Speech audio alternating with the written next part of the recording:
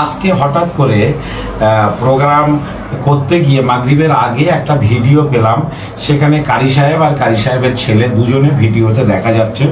তারা বলছেন, কারি ফজলুর রহমান সাহেব আর তার ছেলের নাম আমি জানি না, তো দুজন মিলে বসে আছেন। কারি সাহেব সেখানে বলছেন যে 26 তারিখের প্রোগ্রামটা করা হবে না, এটা আমি बोर्डर सदर साहब के बोली थी जे बांग्ला का हालत बहुत खराब है, इसलिए प्रोग्राम नहीं होगा।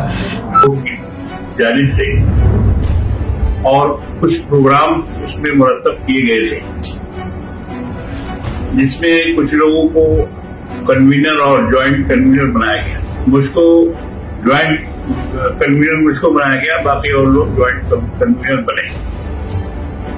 बात कुछ आगे बढ़ी तो इस सिलसिले में मुस्लिम पर्सनल लॉ बोर्ड के सदर जनाब खालिद सैफुल्लाह साहब से मेरी बराह रास्त बात हुई कि कुछ लोग ऐसा चाह रहे हैं कि 26 तारीख को ब्रिगेड मैदान में पर्सनल लॉ बोर्ड की तरफ से एक बड़ा प्रोग्राम किया जाए।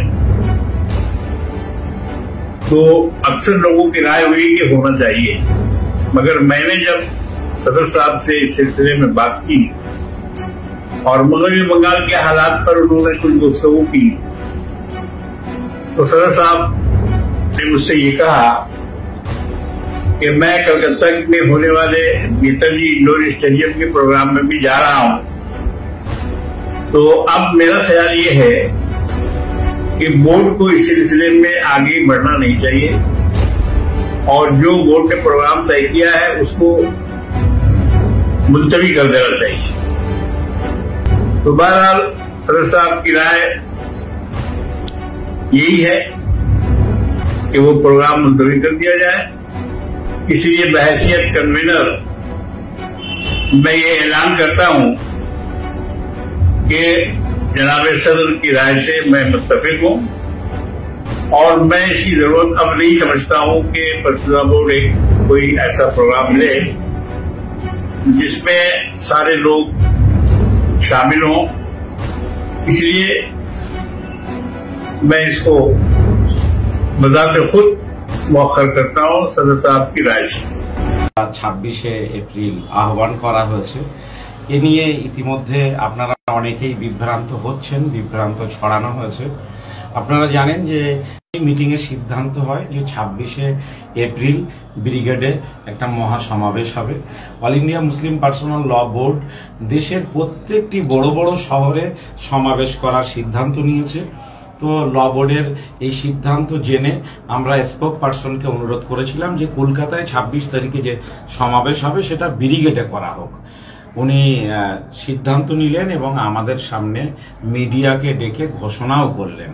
আলহামদুলিল্লাহ, তার পরের দিন থেকে আমরা গোটা রাজ্য জুড়ে প্রচেষ্টা শুরু করেছি, প্রচেষ্টা চলছে। হাজার হাজার গাড়ি মানুষ ভাড়া করেছেন, বিভিন্ন জায়গায় হাজার হাজার মানুষ আসার জন্য তারা তৈরি হয়েছেন।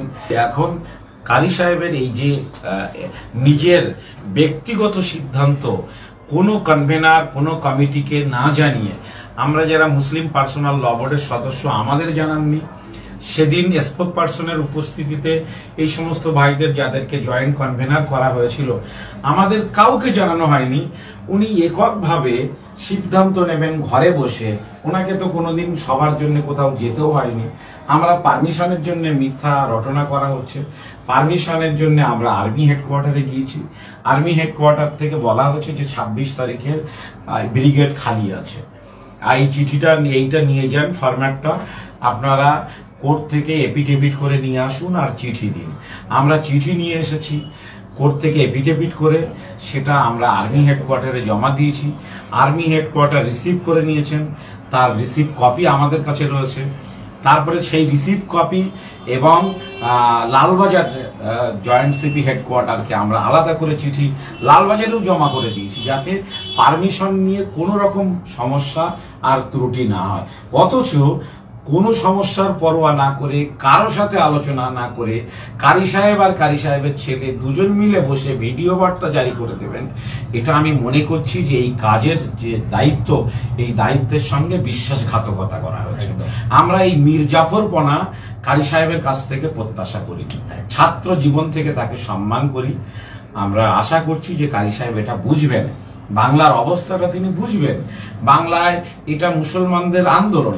এই ধরনের যে মিথ্যা বিভ্রান্তিকর বিষয় ছড়ানো হচ্ছে, এটা অত্যন্ত দুর্ভাগ্যজনক। আমরা যারা জয়েন্ট কনভেনার, আমরা সবাই মিলে আমরা সব মানুষের কাছে আহ্বান জানাচ্ছি যে বিষয়টা নিয়ে আপনারা এখনই বিভ্রান্ত হবেন না। আমরা অল ইন্ডিয়া মুসলিম পার্সোনাল ল বোর্ডের যিনি স্পোক পার্সন, তার সঙ্গে আমি আজকে এই খবর জানার পরে একাধিকবার কথা হয়েছে। তিনি সবর করতে বলেছেন। তিনি অল ইন্ডিয়া মুসলিম পার্সোনাল ল বোর্ডের প্রেসিডেন্ট সাহেব এবং সেক্রেটারি সাহেবের সঙ্গে বিষয়টি নিয়ে আলোচনা করছেন, কেন এই ধরনের একটা মিসগাইড করা হচ্ছে। তো আমরা আশা করছি যে আগামীকাল বিষয়টা নিয়ে আমরা অল ইন্ডিয়া মুসলিম পার্সোনাল ল বোর্ডের যিনি সদর, প্রেসিডেন্ট এবং সেক্রেটারি, তার সঙ্গে আলোচনা করতে পারবো এবং তাদের যে বাংলা সম্পর্কে ভুল বোঝানো হয়েছে এটা আমরা সংশোধন করে নিতে পারবো। আমরা আশা করছি আপনারা একটু সবর করবেন।